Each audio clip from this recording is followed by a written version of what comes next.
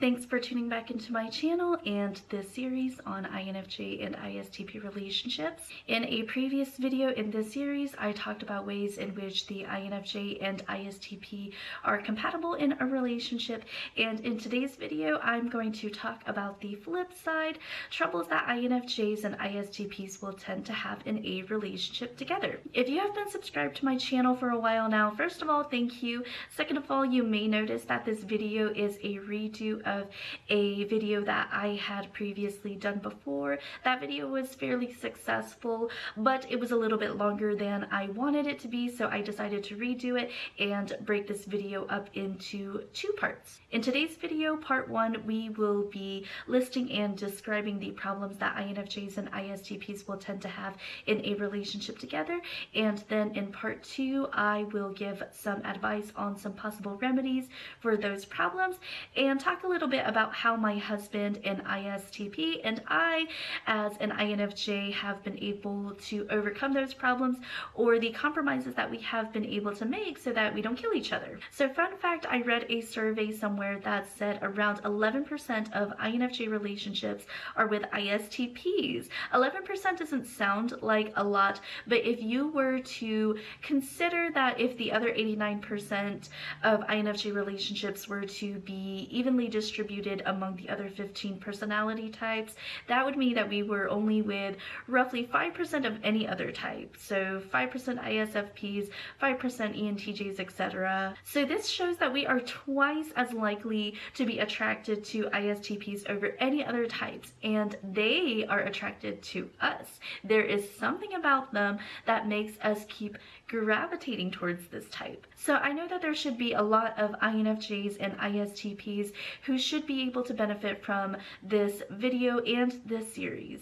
So before we delve in, first a quick disclaimer. Some of the things that I say in this video will not be fun to hear, but I swear I am not trying to bag on anyone. I am speaking strictly based off of information that I have researched and found, and based off of problems that I have seen reported by other INFJs and ISTPs who are in this type of relationship. I still really recommend that you watch this video because I am going to give some insight that I believe is very valuable. I had to find out these things the hard way in my relationship, and coming to realize them really helped to save and enrich my relationship. So even though the things that I say may sound a little bit harsh, please just listen with an open mind. Maybe listen all the way through first, all the way until the end, and then decide if you want to get mad at me. And I know that every relationship is different, every INFJ is different, every ISTP is different, but if you clicked on this video because you wanted a little bit more insight into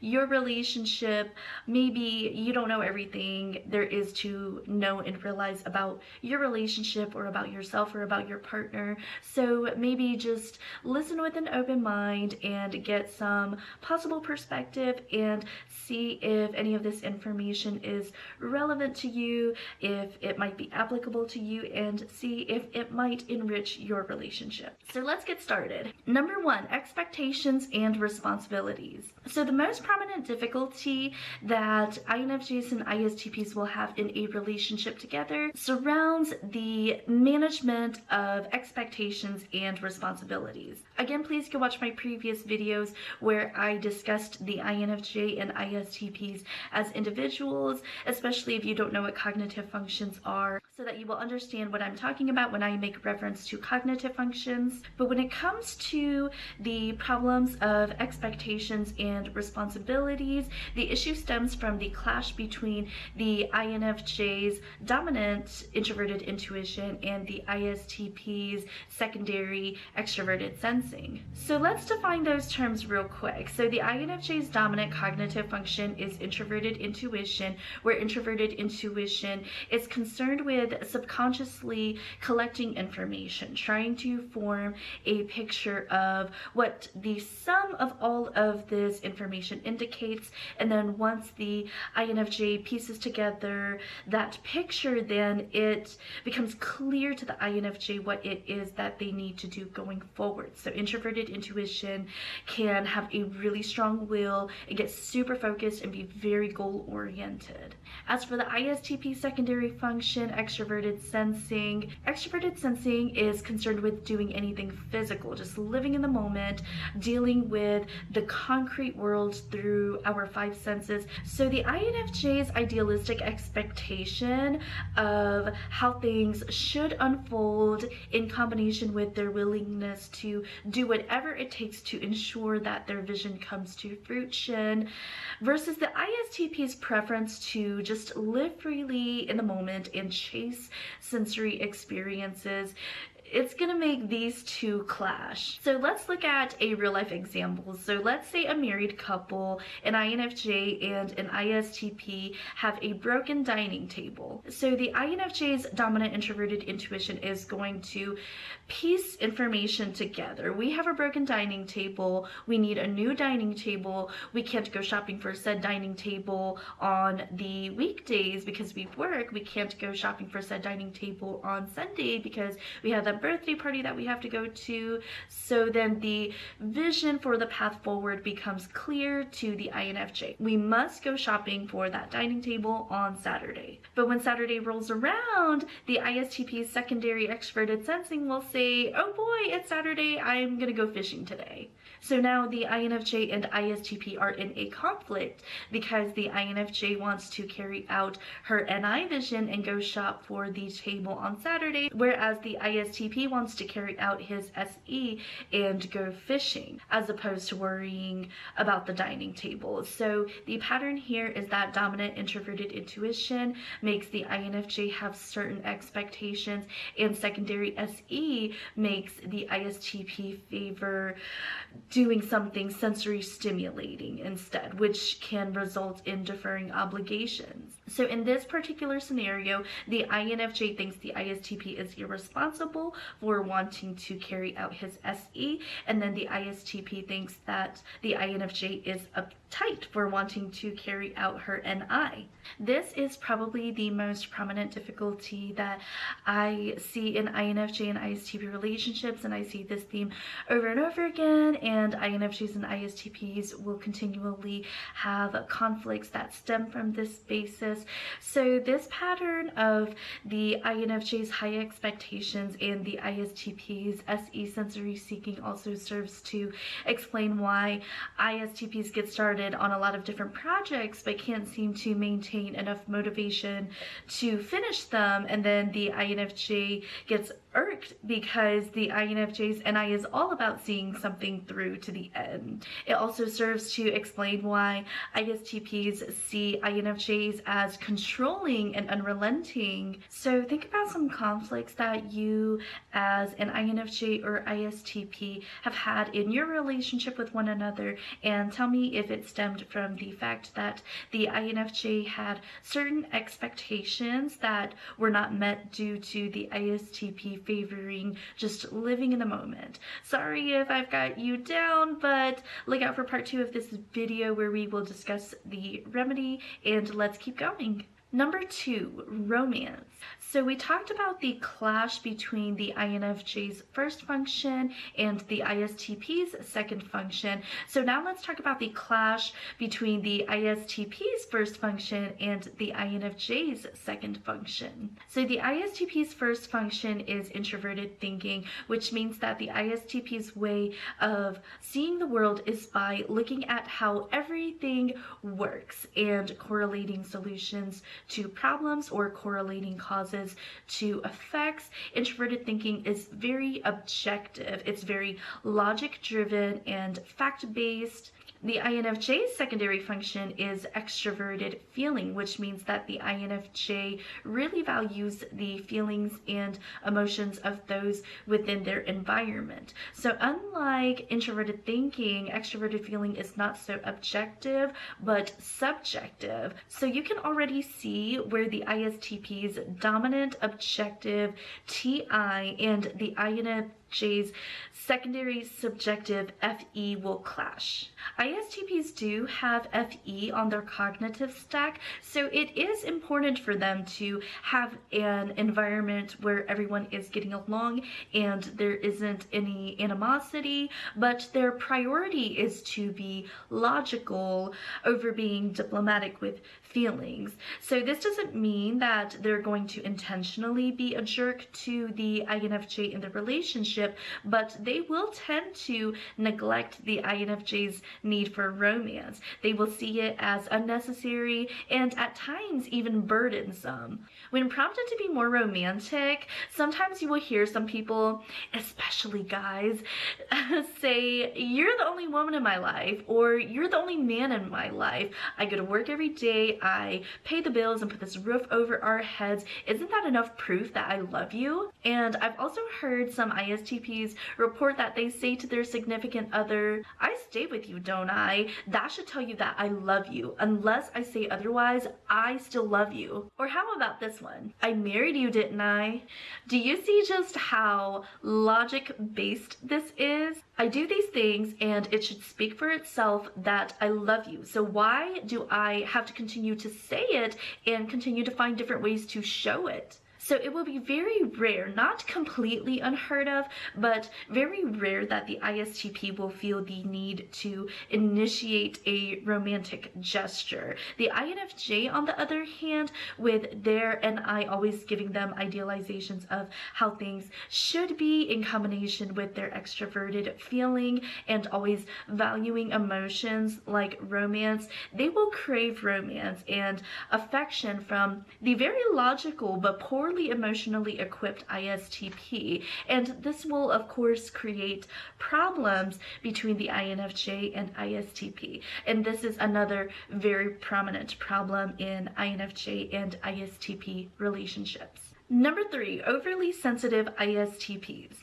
We don't typically think of ISTPs as sensitive people, but let's look at FE on the ISTP's cognitive stack and on the INFJ's cognitive stack. So FE is the INFJ's secondary function. So FE comes easily to INFJs. We understand it well and can control it well, whether it's coming from us or coming from others. So when people are venting to us, we can sympathize with them while knowing that we don't need to take it personally or without thinking that their venting has anything to do with us. We are also good at producing FE and we are quite liberal with using it. So this is why INFJs have reputations for being very nice and warm and caring people. But FE is the ISTP's 4th function. So FE is hard for the ISTP to understand, resulting in sensitivity towards FE. This can look like when someone around the ISTP is upset and they're venting about it, the ISTP can misinterpret this as they're being hostile or they're being belligerent, like that person is being inconsiderate because they're venting all of these negative feelings, and it can make others uncomfortable, or maybe people don't care to listen. This is not the ISTP being unsympathetic, but ISTPs themselves are not very expressive people. So when others are expressing that they're upset or they're complaining, the ISTP will think that they must really be upset if they're upset enough to be venting out loud to all of these people. So the ISTP can take it a lot harder than what it was meant. Like, I can come home after a long day and I can be tired, I'm not smiling, I'm not saying much, and I'm just moving through the house really quickly. Like, I'm putting my bags away, I'm clearing my lunchbox, and just moving through the house really quickly so that I can get to sit down faster. And my husband will ask me a question, and I can be very short and not even mean, but just short. Like, my husband can say, "How was your day?" And I'll just be like, "I don't want to talk about it right now." And he will get very easily offended and quickly become upset at the fact that I'm not being FE. Or if I come home and I'm complaining about my day, even if my complaints have nothing to do with him, he will get upset at me and he doesn't realize it. But when I'm complaining, I'm bringing down that environmental FE, and he's very sensitive to that. He doesn't know how to handle FE, and he doesn't know how to not take someone else's FE personally. So for this reason, ISTPs are very quick to take offense whenever you try to address something with them, whether you address it in a hostile way or not.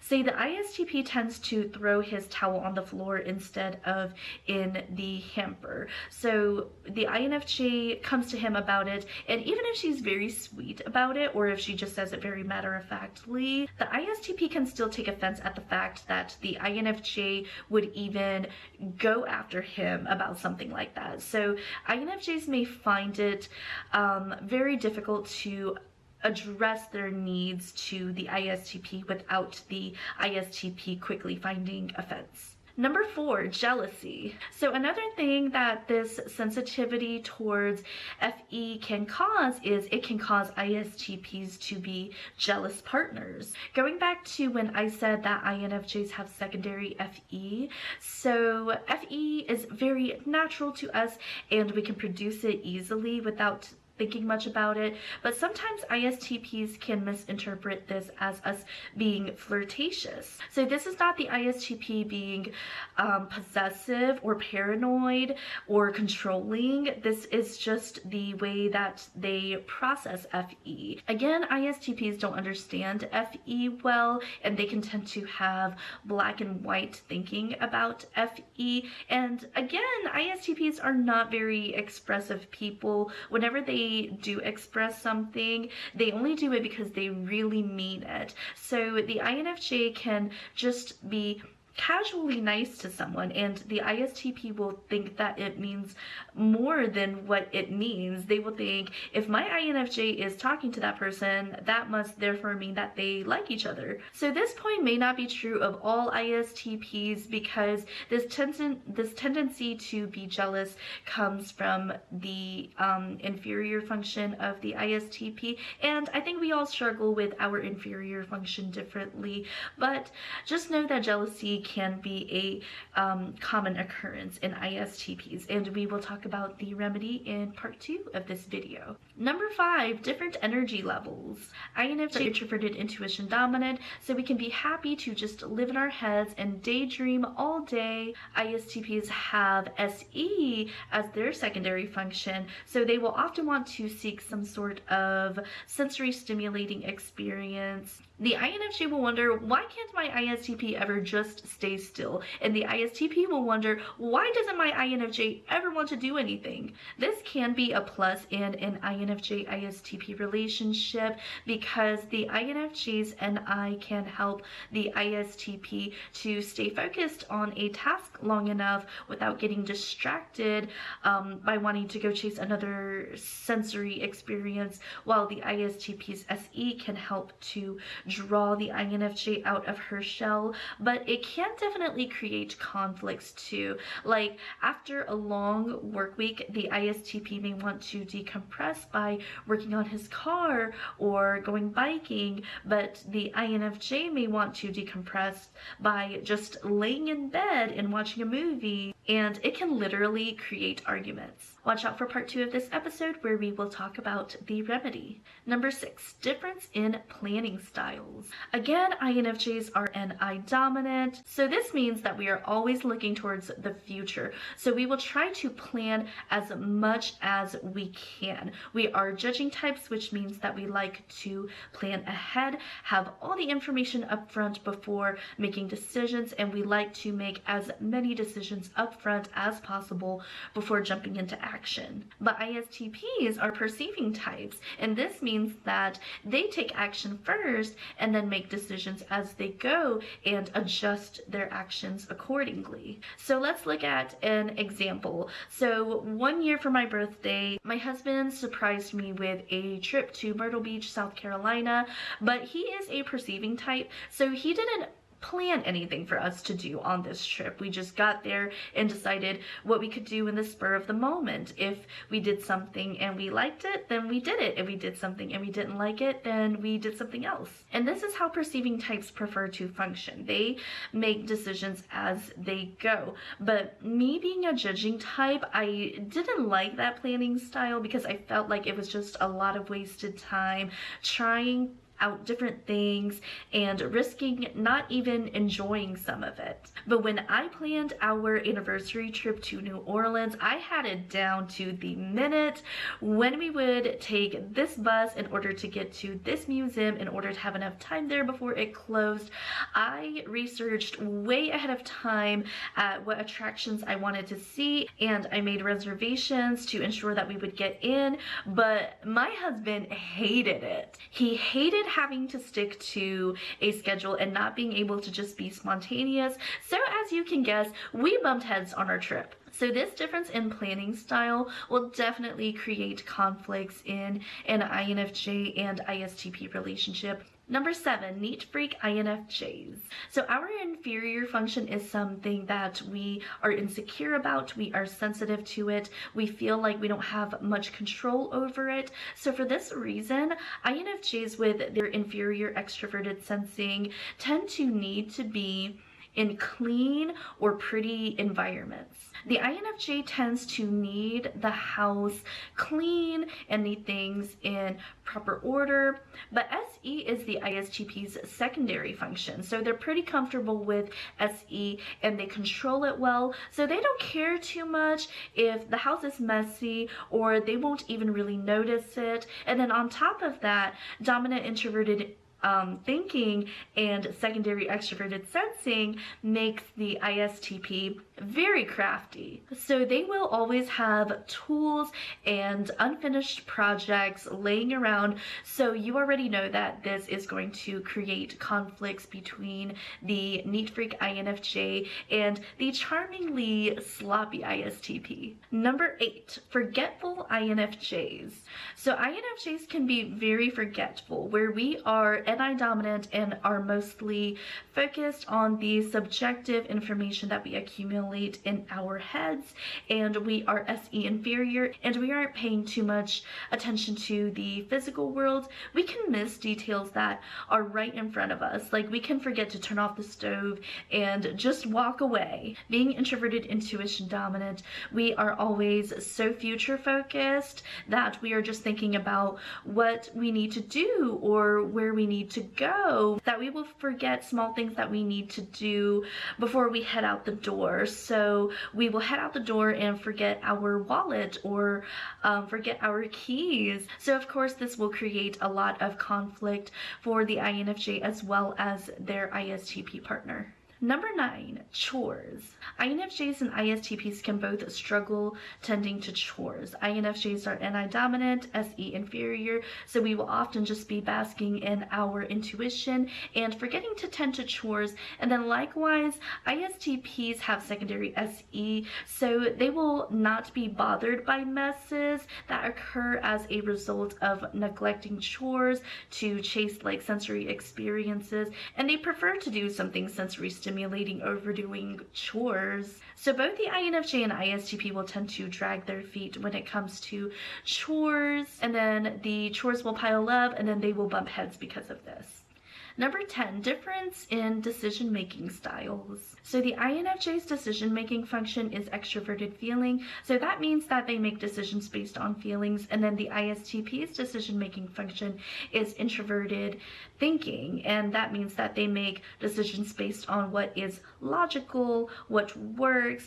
I know that I have used this analogy before, but you can see the difference in decision-making styles in the INFJ versus the ISTP whenever they go to buy a car together. The INFJ will want to go for a car based on things like its color, based on the interior finish, if it has certain functions like a sunroof or a touchscreen dash or smart features, whereas the ISTP will go for a car based on those things too, but then they will be just as concerned with how many miles are on the car, the gas efficiency, the ease of maintenance, the overall car durability. The INFJ is a judging type, which means that we feel best when we have finalized on a decision. So we just want a car, and one that we like. We don't get too caught up in the small details when we're making a decision, and we can be very decisive. So we might get frustrated at how meticulous and nitpicky the ISTP is being when it comes to making decisions. At a quick glance, one might say, well, since the ISTP is more meticulous in the decision-making process, then doesn't that mean that they are the better decision maker and their judgment should be trusted? Well, that's not necessarily the case, because ISTPs can be known for being so critical during the decision-making process that they will contemplate and just become very indecisive and never actually converge on making a decision. So now that we have listed the commonly occurring problems in INFJ-ISTP relationships, look out for part 2 of this episode, where we will talk about the remedies for all the problems discussed in this video. I will see you there.